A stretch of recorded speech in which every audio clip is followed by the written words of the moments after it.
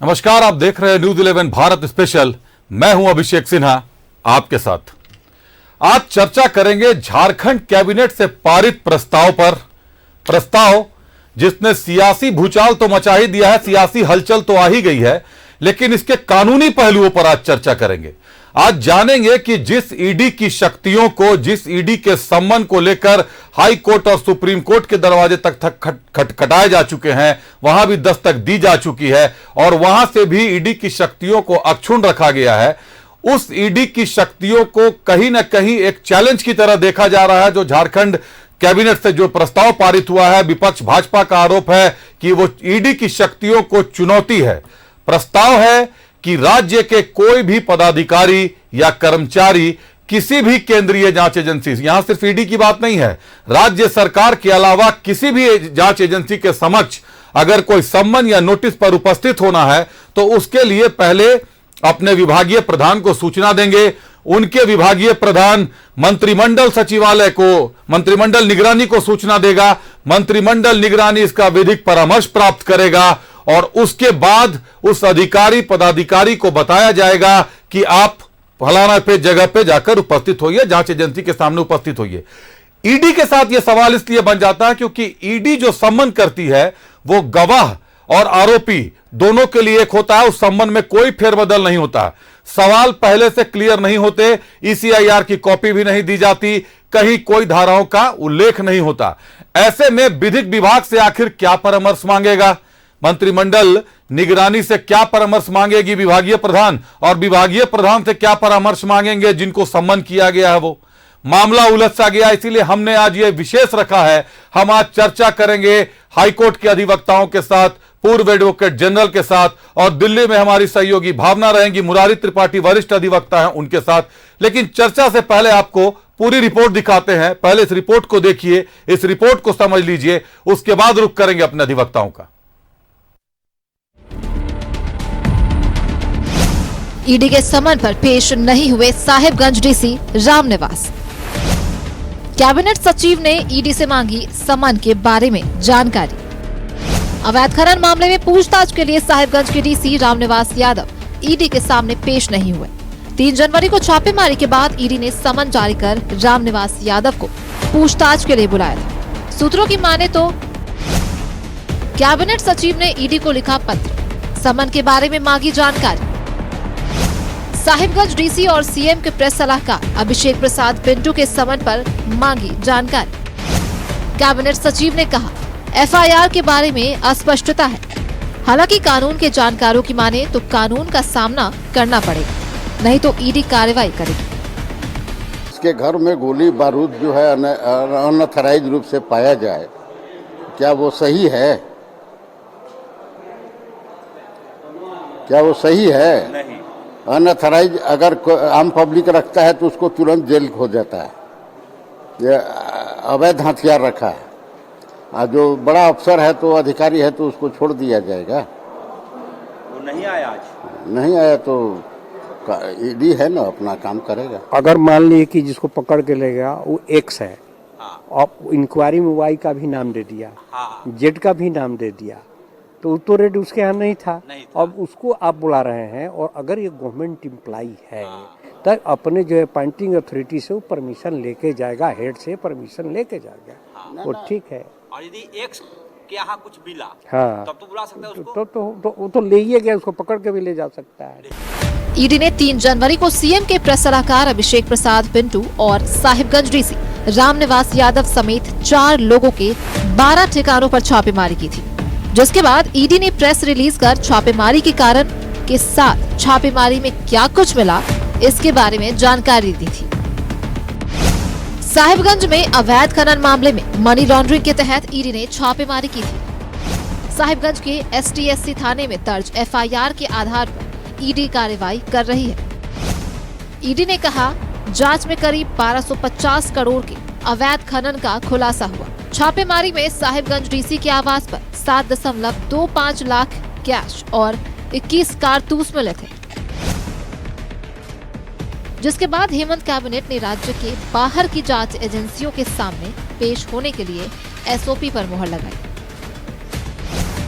ED, CBI जैसी जांच एजेंसियों के सामने सीधे पेश नहीं होंगे अधिकारी। समन या नोटिस की जानकारी विभाग के प्रधान या विभागाध्यक्ष को देनी होगी।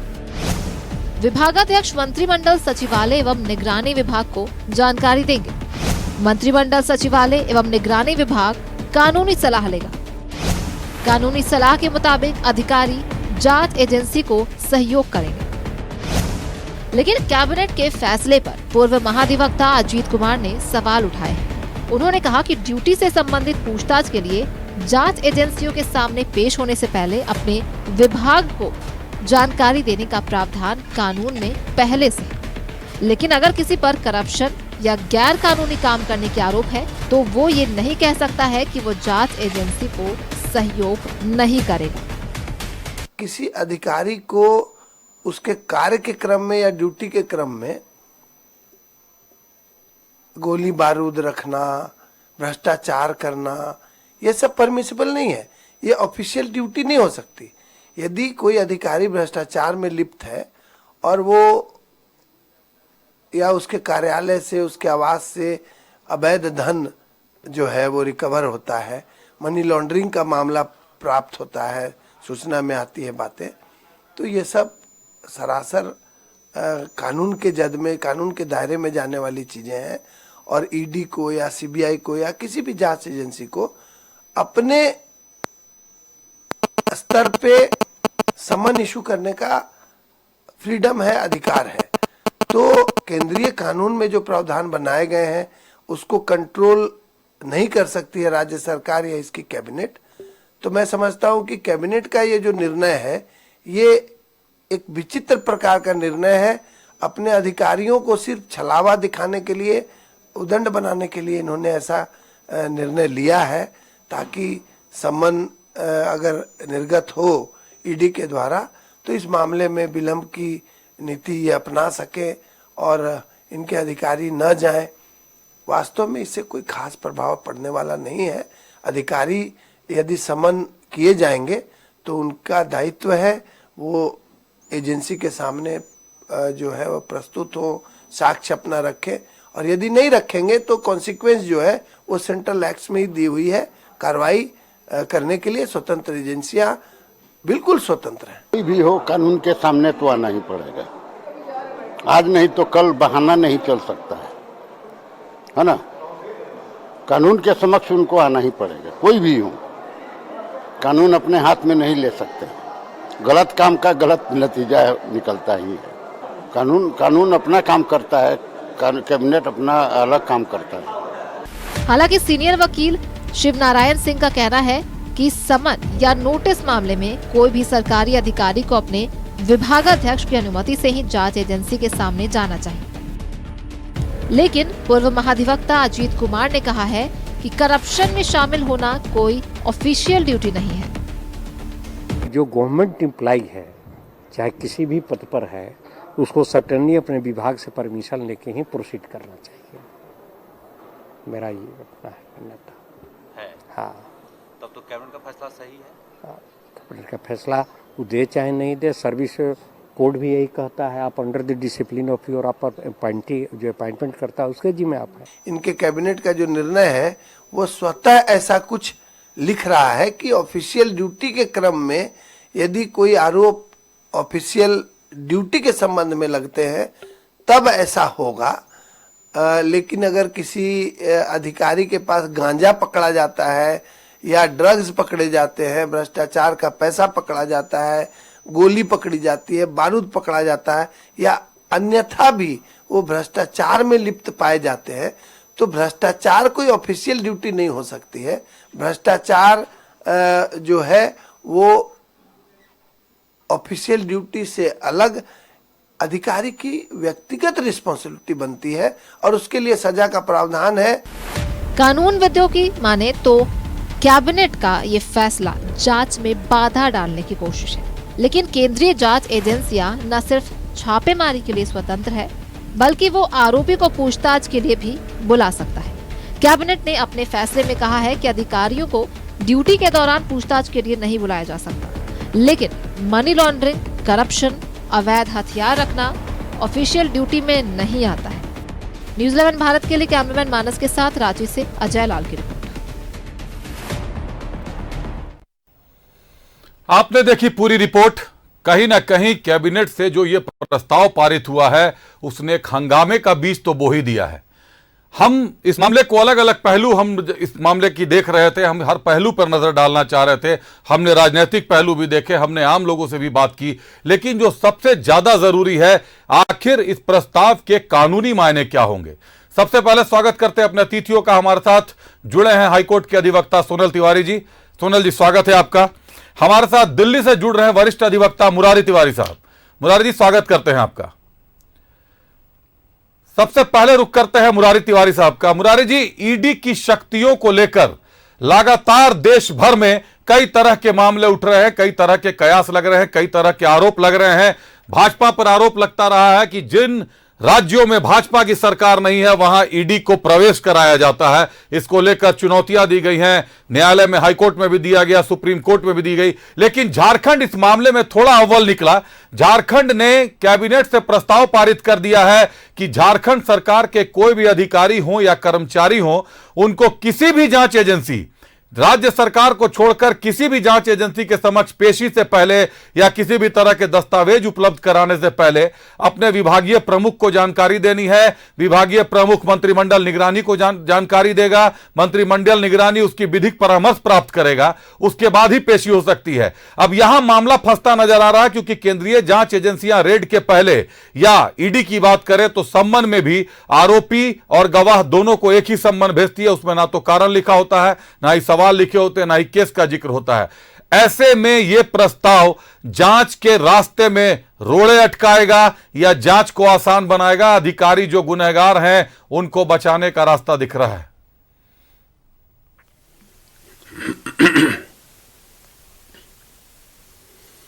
देखिए, जो पीएमएल एक्ट है हमारा, prevention of money laundering act, ये एक सेंट्रल एक्ट है जी। और ये पूरे देश में लागू होता है और इसका कोई एक्सेप्शन नहीं हो सकता है जी। तो ये हमें समझने की जरूरत है। स्थिति ऐसी पैदा हुई है कि पीएमएलए में जो बेल का प्रोविजन है बहुत सख्त कर दिया है और हरेक जो नागरिक है, हरेक आदमी है जिसके ऊपर पीएमएलए की अंगुली उठती है तो वहां पर ये सोचता है कि ये नॉर्मल केसेस की तरह क्यों नहीं हो रहा है। ये जहां पर सीआरपीसी लागू होती है, प्रिंसिपल ऑफ नेचुरल जस्टिस जैसे लागू होता है एक आम केस में, तो इसमें भी ऐसा क्यों नहीं है। लेकिन इसके प्रोविजन ही ऐसे बनाए हुए हैं कि इसमें बेल इतनी आसानी से नहीं मिलती, कोई भी चीज़ मैटर ऑफ राइट नहीं है। आपको जो कहते हैं ना ECIR और जो कंप्लेंट है वो आपको हाथों हाथ पीएमएलए और ईडी डिपार्टमेंट में मिलता नहीं है।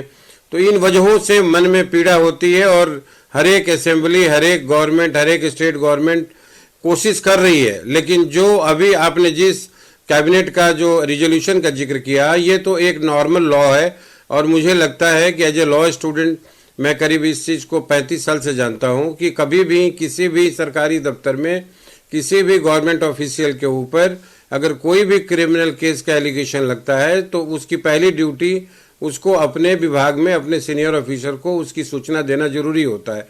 और जैसे मेरे से पहले आपके रिपोर्ट में मैंने देखा कि कुछ ऐसे काम है जो अपेरेंटली इलीगल है, on the face of it कहते हैं ना, कोई गैर कानूनी काम है, तो उसमें तो पुलिस के पास पहले भी पावर थी कि वो आपको पकड़ सकती है। अगर आप कोई किसी करप्शन में आप लिप्त हैं, कहीं घूस ले रहे हैं, तो उस वक्त आप विभाग से परमिशन लेने न जाएंगे, न जो रेडिंग टीम है वो ना आपसे लेने देगी, वो तो उसको हाथों हाथ पकड़ना है। आपको कोई चीज़ रिकवरी करनी है, कोई अनऑथराइज आर्म है, तो इसके लिए आपको कोई परमिशन की उस वक्त कोई ज़रूरत नहीं होती है, वो फॉर्मेलिटी बाद में होती है।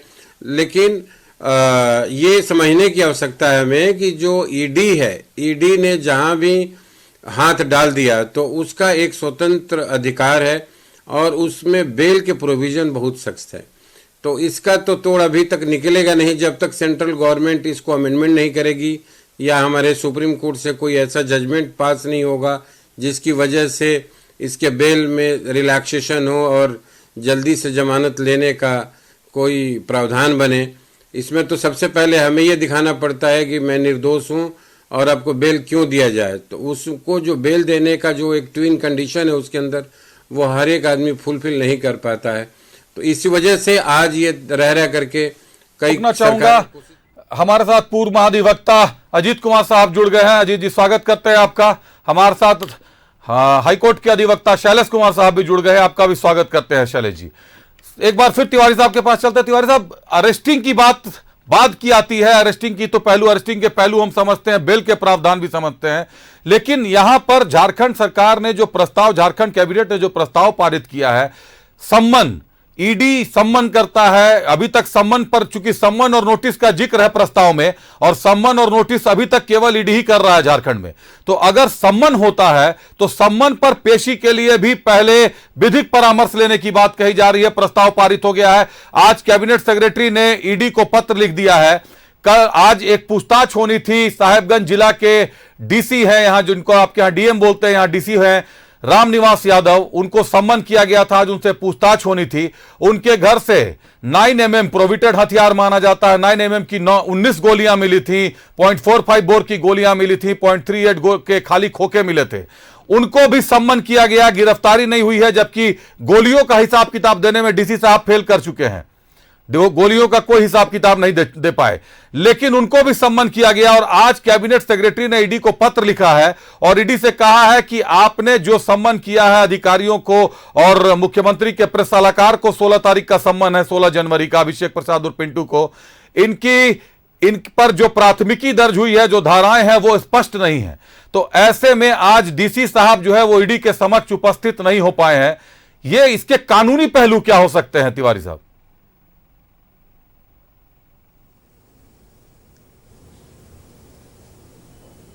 ये बड़ा क्लियर था।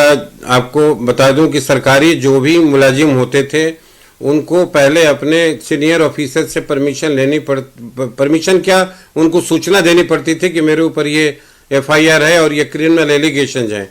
लेकिन गैर कानूनी कामों के लिए इस तरह का कोई रेस्ट्रिक्शन नहीं होता कभी भी, और आपको कभी भी पुलिस पकड़ सकती है। और खास तौर से इन्वेस्टिगेशन के दौरान ईडी के अलावा भी और भी जो नॉर्मल केसेज में भी जब पुलिस जो इन्वेस्टिगेट करती है उस मैटर को, तो इन्वेस्टिगेशन में कोई इंटरफेरेंस किसी तरह का होता नहीं है किसी भी तरह से।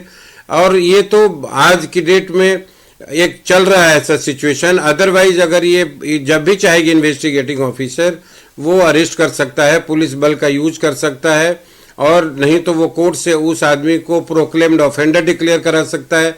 और आज की डेट में जो प्रोक्लेम्ड ऑफेंडर होते हैं वो उनके ऊपर एक अलग से सेक्शन लग जाता है, 174A एक अलग से सेक्शन बनाया गया है, उसमें एक अलग सेपरेट एफआईआर दर्ज होता है। तो वो मामला और ग्रेवर सिचुएशन में पहुंचा जाता है। वो पुलिस अथॉरिटी और कोर्ट के बीच में उस एक्यूज का एक अलग एफआईआर हो जाता है कि अगर आप पेश नहीं होते हैं तो आपको कोर्ट प्रोक्लेम्ड ऑफेंडर डिक्लेयर करती है, तो वो और ज्यादा खतरनाक सिचुएशन होती है। और आज ईडी की बात नहीं है, नॉर्मल केसेज में भी पहले भी इन्वेस्टिगेशन में अगर आपको आईओ बुला रहा है इन्वेस्टिगेटिंग ऑफिसर, तो आपको उसमें पार्टिसिपेट करना होता है, नहीं तो एंटीसिपेटरी बेल के लिए आप अप्लाई करते हैं। जी जरूर, बिल्कुल बिल्कुल आपकी बात से सहमत हूं। रुक करते हैं, सोनल तिवारी का हमारे साथ मौजूद है।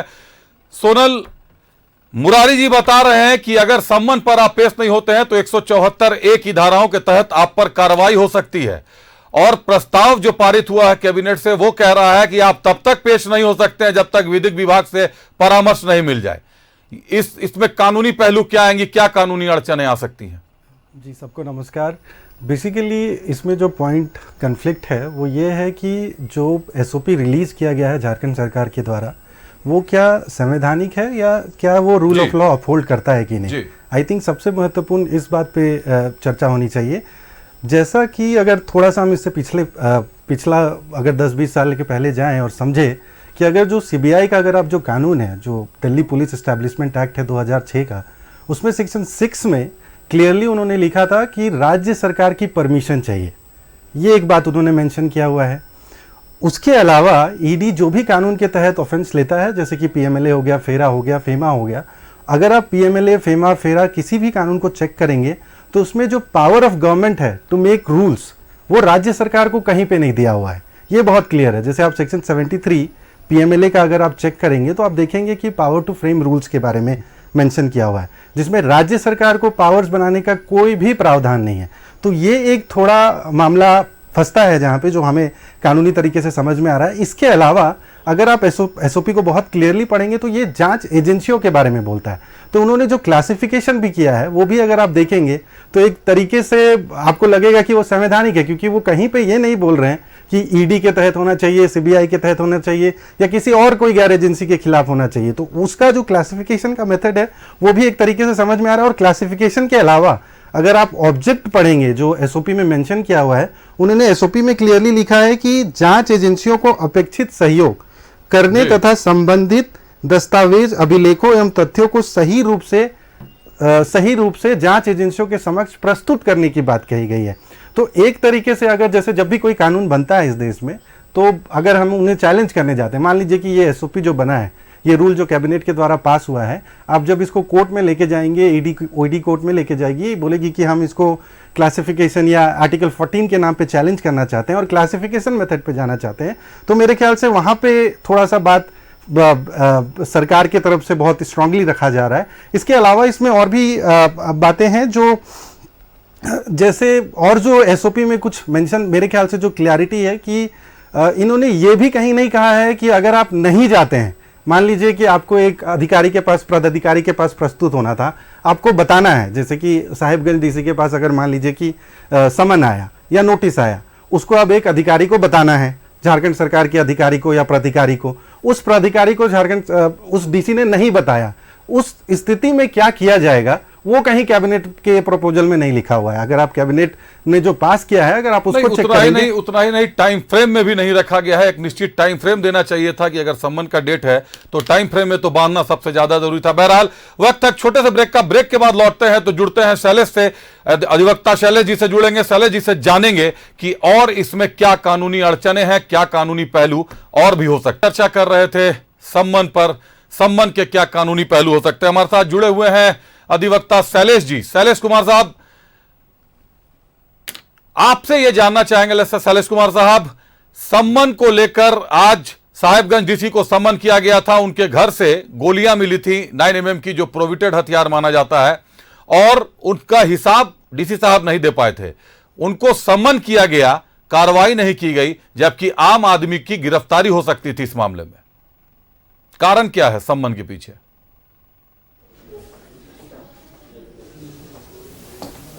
पहले तो मैं ये बता दूं कि मेरे पूर्व में जो भी बातें हुई हैं मैं वो सुन नहीं पाया हूं, तो उसके लिए मैं क्षमा चाहूंगा।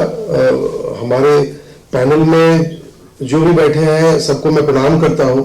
शायद पूर्व महाधिवक्ता साहब भी हैं, अजीत बाबू है जी जी साहब, तो अजीत कुमार साहब, सबको प्रणाम करता हूं मैं।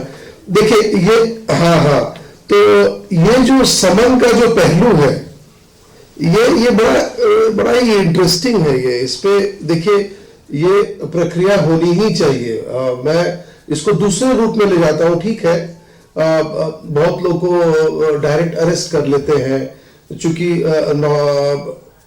कॉग्निजेबल ऑफेंस है, नॉन बिलेबल है और रिकवरी हुई है, तो वो इन्वेस्टिगेटिंग ऑफिसर को पावर है कि वो पकड़ ले, वो एक दूसरा इशू है।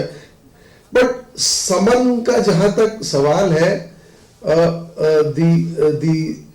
Summons are always good.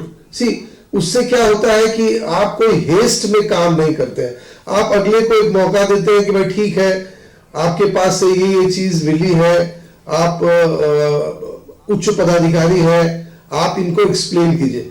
ताकि क्या होता है कि जब आप इन सारी बातों को लेकर कल में आप अगर उन पर कोई कोर्सिव एक्शन लेते हैं, मान लीजिए कल उनको अरेस्ट करते हैं, तो फिर ये बात जब कोर्ट के पटल पे आता है तो परेशानी नहीं होती है फिर इन्वेस्टिगेटिंग ऑफिसर को एक्सप्लेन करने के लिए कि देखिए हमने इनको पूरा मौका दिया, हमने इनको सब तरह से एक्सप्लेन करने का मौका दिया कि भाई आप बताएं कि ये जो चीजें आपके यहाँ मिली है इसके बारे में आपको क्या कहना है, ताकि see you are able to justify.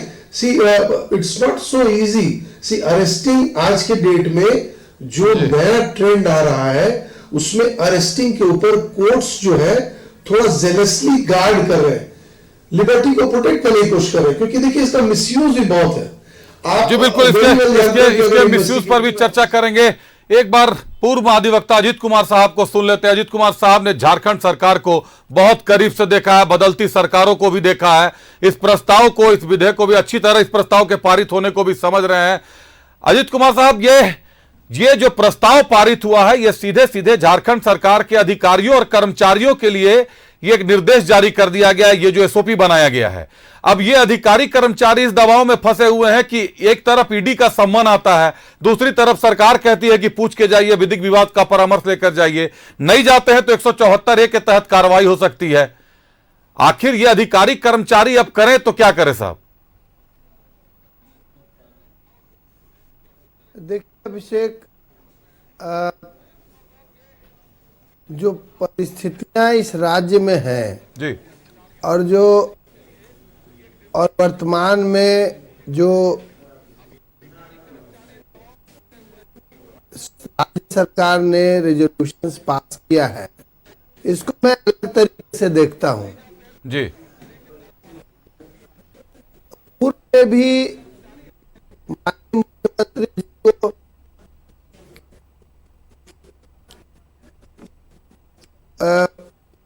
Summons issue किए गए ईडी के द्वारा, और माननीय मुख्यमंत्री जी को कुछ न कुछ समस्याएं थी, कुछ न कुछ बहाने थे, और बारंबार वो जो है वो आग्रह करते चले गए। और परिस्थिति ये है कि अंतिम समन के बाद भी, उसके बावजूद भी माननीय मुख्यमंत्री जो है वो अपना पक्ष रखने के या जांच में सहयोग करने के लिए जी, ईडी के समक्ष उपस्थित नहीं हुए। मैं मुरारी जी को सुन रहा था, सोनल को सुन रहा था, शैलेश भी यहाँ पे है, सभी जानकार हैं। मेरा ये मानना है कि सीआरपीसी में भी और प्रिवेंशन ऑफ करप्शन एक्ट में भी, या ऐसे जितने भी माइनर एक्ट्स हैं, मेजर एक्ट्स हैं, ऑफिशियल्स को कुछ न कुछ प्रोटेक्शंस दी गई है इस आधार पर कि यदि इन कोर्स ऑफ ऑफिशियल ड्यूटी यदि कोई अधिकारी कोई डिसीजन लेता है, कार्य करता है जी, तो वैसे मामलों में जो है वो उसे प्रोटेक्शन रहेगी और सीधे तौर पे कार्रवाई नहीं होती है। परंतु इसका मतलब ये नहीं है कि कोई अधिकारी यदि इन कोर्स ऑफ ऑफिस ड्यूटी के नाम पर अगर अपने कार्यालय में गांजा रखने लगे, अगर गोलियां रखने लगे, रिवॉल्वर रखने लगे, या भ्रष्टाचार का धन रखने लगे, तो वैसे मामलों को भी इन कोर्स ऑफ ऑफिशियल ड्यूटी माना जाएगा। ऐसा नहीं है जी।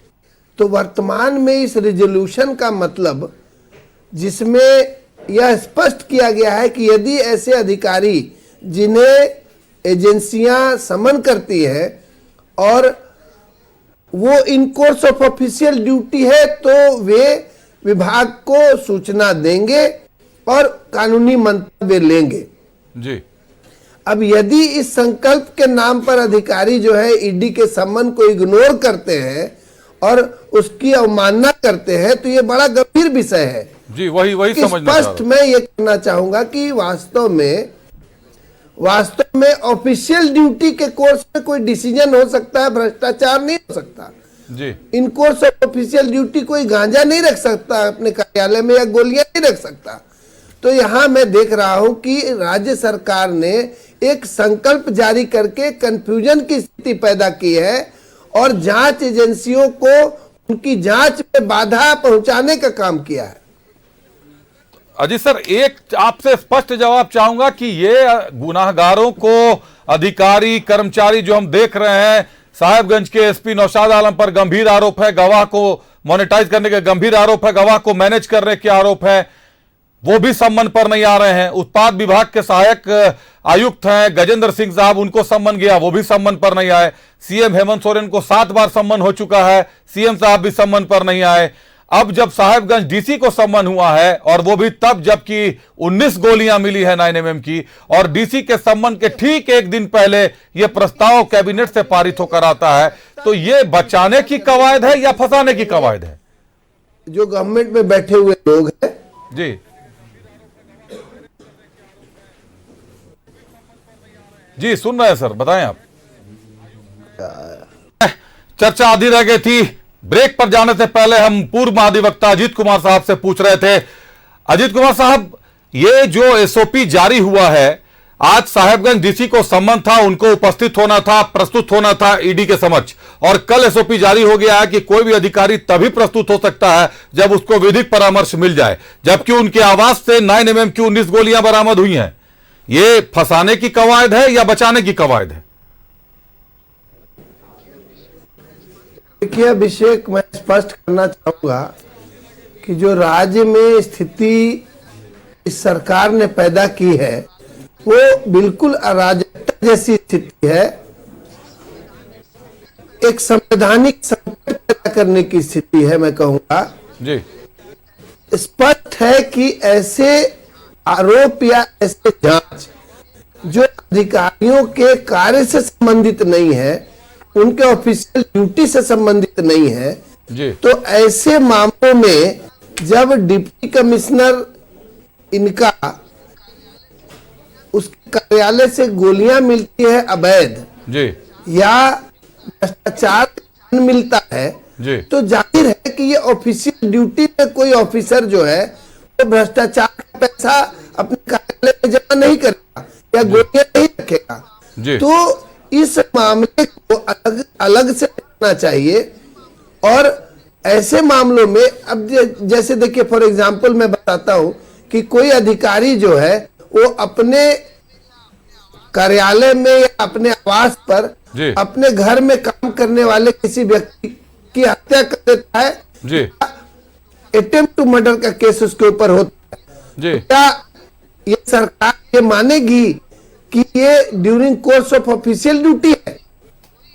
यदि कोई अधिकारी या कर्मचारी सरकारी जो है वो किसी के साथ चीट करता है या किसी के साथ ऐसा व्यापार करता है जो अवैध है, तो क्या इन कोर्स ऑफ ऑफिशियल ड्यूटी मान के ऐसे लोगों को भी प्रोटेक्शन दिया जाएगा? तो देखिए, इनका जो अभी एसओपी आया है स्पष्ट है और बहुत चालाकी से वर्ड यूज किए गए हैं उसमें कि in course of official duty with in bracket, जो आप देखेंगे कि विद इन ब्रैकेट ऐसा लिखा गया है, और विद इन ब्रैकेट जो बात लिखी गई है उससे यह स्पष्ट है कि सरकार कहेगी कि मैंने ऐसा कोई एसओपी इशू किया ही नहीं है, और इस एसओपी के नाम पे इनके अधिकारी जो है वो किसी न किसी तरीके से समन्स का उल्लंघन करते रहेंगे। तो ये एक विकट और बहुत अत्यंत बेकार सी परिस्थिति पैदा कर दी गई है। जी चलिए, बहुत धन्यवाद अई साहब हमसे जुड़ने के लिए। एक बार रुक करेंगे वरिष्ठ अधिवक्ता मुरारी तिवारी जी का। मुरारी तिवारी साहब, आईएएस के घर से 9mm की गोलियां मिलती हैं, प्रतिबंधित हथियार की गोलियां मिलती हैं, ईडी का सम्मन होता है, उनको बुलाया जाता है और ईडी के रेड में ही गोलियां मिलती हैं। क्या अलग से भी उनके खिलाफ केस हो सकता था जो नहीं किया गया? या ईडी के रेड में अगर रिकवरी है तो ईडी को कंप्लेनेंट बनकर केस दर्ज कराना पड़ता? नहीं, देखिए, अगर कोई अनऑथराइज, देखिए ईडी के लिए तो वहां उनका एक अलग लिमिटेड दायरा है, उसमें जो शेड्यूल ऑफेंसेज होते हैं उसके अंदर, उस शेड्यूल ऑफेंसेज में अगर मैटर आता है तभी उसमें वो इंक्वायरी डालते हैं, और साथ में अगर कोई हथियार मिलता है तो वो भी उसके लिए अलग से सेक्शन लगाते हैं उसके अंदर। रुक करते हैं सोनल तिवारी का। सोनल, आप इस मामले को नजदीक से समझ रहे हैं, रामनिवास यादव के घर से जो माध्यम से पता लग रहा है। जी बताएं सर, बात पूरी कर ले।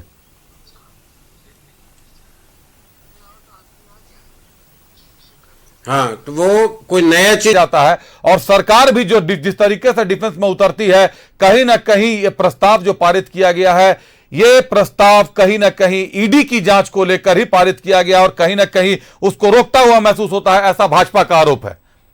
मुरारी साहब, कितना रोक पाएगा ईडी की जांच को यह प्रस्ताव? देखिए ब्रेक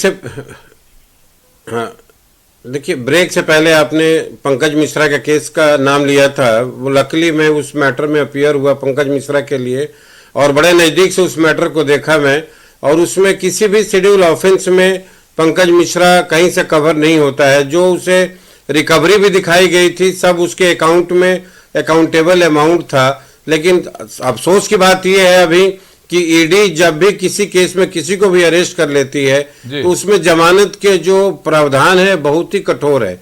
इसकी वजह से पंकज मिश्रा की जमानत नहीं हो पाई। और जहां तक पंकज मिश्रा से जो रिकवरी की बात है उसका तो मेरे को मुकदमे के वकील होने के नाते मुझे ज्ञान है, कहीं ऐसा कुछ नहीं था कि जिसकी वजह से कोई डिस्क्लोजर थी उसमें। जो आपने दूसरी बात कही है उसमें जो ईडी और स्टेट की कोई कंट्रोवर्सी की, तो मैंने आपको पहले भी बताया कि पहले के कानूनों में भी ये व्यवस्था पहले से ऑलरेडी है कि अगर आप गवर्नमेंट ऑफिसर हैं, अगर आपके ऊपर कहीं किसी तरह का कोई कार्रवाई होती है क्रिमिनल केस की, तो उसमें आपको 197 सीआरपीसी में प्रोविजन है कि आपको सैंक्शन अवेलेबल है, प्रोटेक्शन अवेलेबल है। लेकिन जो काम आपके ऑफिशियल ड्यूटी में नहीं आते, जो आपके ऑफिशियल कलर में नहीं आते, उनके लिए कोई प्रोटेक्शन नहीं है। उसमें पुलिस डायरेक्ट आपको अरेस्ट कर सकती है। और जो आपने एक बात और कही थी पहले कि मंत्री, क्या मंत्री भी इसमें कवर होते हैं कि नहीं, तो मंत्री भी पब्लिक सर्वेंट होते हैं। तो मुझे लगता है कि ये जो रिजोल्यूशन है उसमें पब्लिक सर्वेंट हर तरह के उसमें कवर हो जाते हैं।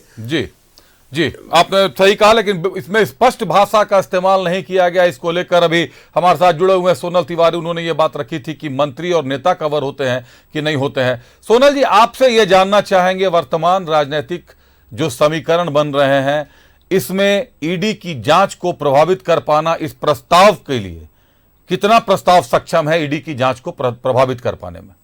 देखिए, ईडी अपने कानून के तहत चलता है और हमको नहीं लगता है कि राज्य का कोई भी एसओपी ईडी का कोई भी इन्वेस्टिगेशन के पावर को या जो प्रोसीजर है उसको किसी भी तरीके से रोक पाएगी। सिंस क्लियरली इसमें लिखा हुआ है कि this is applicable to the officers of Jharkhand, ये कहीं नहीं लिखा है कि ये ईडी के लिए एप्लीकेबल है, सीबीआई के लिए एप्लीकेबल है। वो उनको बोल रहा है कि आप जब किसी भी जांच एजेंसी आपको बुलाएगी तो आपको आना है, आपको हमें सूचना देनी है। ये परामर्श लेना पूरे उस परामर्श के बारे में पूरा लिखा हुआ। कहीं पे ईडी को वो नहीं रोक रही है, तो इसलिए उसको भी एक समझना है। दूसरा जो मेरे दिमाग में चल रहा था, जो मैं पिछली बार बोलना भी चाह रहा था, कि सिंस ये कानून पदाधिकारियों के लिए लागू है तो इसको भी जो चैलेंज करने का पावर है कि मान लीजिए ये एसओपी सही है या गलत है, ये इंटरप्रिटेशन कौन करेगा? ये जुडिशियरी करेगी, पर इसके लिए कोर्ट जाएगा कौन? ये भी बड़ा इंपॉर्टेंट महत्वपूर्ण सवाल है। तो कोई पदाधिकारी होगा जो लगेगा उसको कि भाई हम जब कानूनी सलाह लेने गए तो हमारे ऊपर प्रेशर दिया गया, इसलिए हम इसको जाके चैलेंज करते हैं कि ये सारे प्रोविजंस को हटाना चाहिए because it interferes with the administration of justice. तो आई थिंक वो एक पॉइंट है। उसके अलावा ईडी भी जाके इसको कोर्ट में चैलेंज नहीं कर सकती है बोलते हुए कि इससे हमारे अधिकारों का ये हो रहा है वो हो रहा है। मेरे ख्याल से वो भी ग्राउंड नहीं बनता है। चलिए, तो मतलब जांच को बहुत ज्यादा प्रभावित नहीं करेगी। शैलेश जी का रुख करते हैं। शैलेश जी, आखिरी सवाल है, कम शब्दों में जवाब दीजिएगा। ईडी की कार्रवाई, इनकम टैक्स की कार्रवाई, सीबीआई की ताबड़तोड़ कार्रवाई हो रही है। वैसे में प्रस्ताव पारित होता है कि पूछ कर जाइएगा, विधिक परामर्श लेकर जाइएगा, जबकि दायरे में ज्यादातर सरकारी अधिकारी और कर्मचारी हैं। देखिए, उसका वो अगर थोड़ा देखा जाए तो वो हास्यास्पद है। उसका आप ईडी को जाके ये थोड़ी बोल सकते हैं कि साहब आप हमको समन कर रहे हैं और राज्य सरकार ने हमें मना कर दिया है कुछ जवाब देने के लिए। तो ऐसी स्थिति में क्या होगा? तो it is absolutely wrong to say it has anything to do with the ED. आपका ईडी का अपना पावर है, कार्य क्षेत्र अलग है, उसमें ये कुछ भी ले आए कि भाई आप उनसे, वो उनका अपना इंटरनल कुछ बात हो सकता है कि भाई, लेकिन एक आदमी को ईडी के समक्ष क्या बोलना है, वो कभी भी वो ये नहीं बोल सकता कि भाई मुझे मेरे सुपीरियर ने कहा ये बोलने के लिए, इसलिए मैं ये कह रहा हूं, मैं बाध्य हूं कि मेरे सुपीरियर के कहने पे और मेरे एसओपी के कहने पे। ये सब चीजें बिल्कुल भी मतलब बहुत ज्यादा कानूनी नहीं लगता है। जी बहुत ज्यादा कानूनी नहीं लगता है। बिल्कुल आप ठीक कह रहे हैं। आज जो हमने अधिवक्ताओं से बात की, कानूनी सलाह लिए, कानूनी पहलुओं को जाना, तो जो 3 चीजें निकलकर सामने आ रही हैं वो पहली बात है कि कहीं ना कहीं ये एक संवैधानिक संकट की स्थिति उत्पन्न हो गई है। ईडी की शक्तियों को पहले ही हाईकोर्ट और सुप्रीम कोर्ट में चुनौती दिया जा चुका है। सुप्रीम कोर्ट ने ईडी की शक्तियों को अक्षुण्ण रखा है।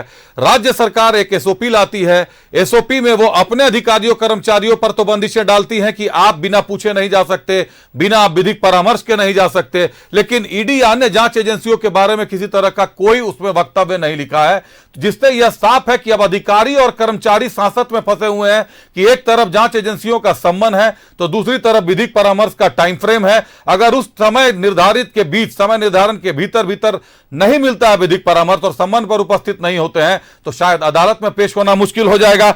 और जो सबसे बड़ी बात हमारे अधिवक्ता सोनल ने कही कि कोई भी राज्य सरकार का एसओपी ऐसा नहीं हो सकता जो ईडी की शक्तियों पर हस्तक्षेप कर सके या किसी भी केंद्रीय जांच एजेंसी की शक्तियों को हस्तक्षेप कर सके, लेकिन ईडी की शक्तियां थोड़ी सी भिन्न है। ईडी की शक्तियों को थोड़ा ज्यादा शक्तिशाली बनाया गया है। देखना दिलचस्प होगा कि झारखंड का क्या नजारा बनता है, क्योंकि जहां साहिबगंज के डीसी उलझे हुए हैं, साहिबगंज के एसपी उलझे हुए हैं, साहिबगंज के डीएसपी उलझे हुए हैं, करोड़ों रुपए का बंदरबाट हो गया है, उस बंदरबाट को निकाला जा रहा है। मुख्यमंत्री के प्रेस सलाहकार भी उलझ गए हैं, उनको भी सम्मन हो गया है। मुख्यमंत्री के विधायक प्रतिनिधि ऑलरेडी जेल में है, मुख्यमंत्री को 7 सम्मन हो चुका है। तो कहीं ना कहीं संवैधानिक संकट की स्थिति तो बन ही गई है। जो पूर्व महाधिवक्ता अजित कुमार ने हमसे कहा कि यह संवैधानिक संकट की स्थिति है और इस स्थिति से उबर पाना बहुत जल्दी बहुत जरूरी है। हम बहुत धन्यवाद करते हैं अपने आज के अतिथियों का। हम धन्यवाद करते हैं सोनल तिवारी साहब का, हम धन्यवाद करते हैं मुरारी तिवारी साहब का, हम धन्यवाद करते हैं शैलेश कुमार जी का। आप तीनों अतिथियों का बहुत धन्यवाद। मेरे दर्शकों का धन्यवाद। मेरे साथ न्यूज़ 11 भारत स्पेशल में आज इतना ही। नमस्कार।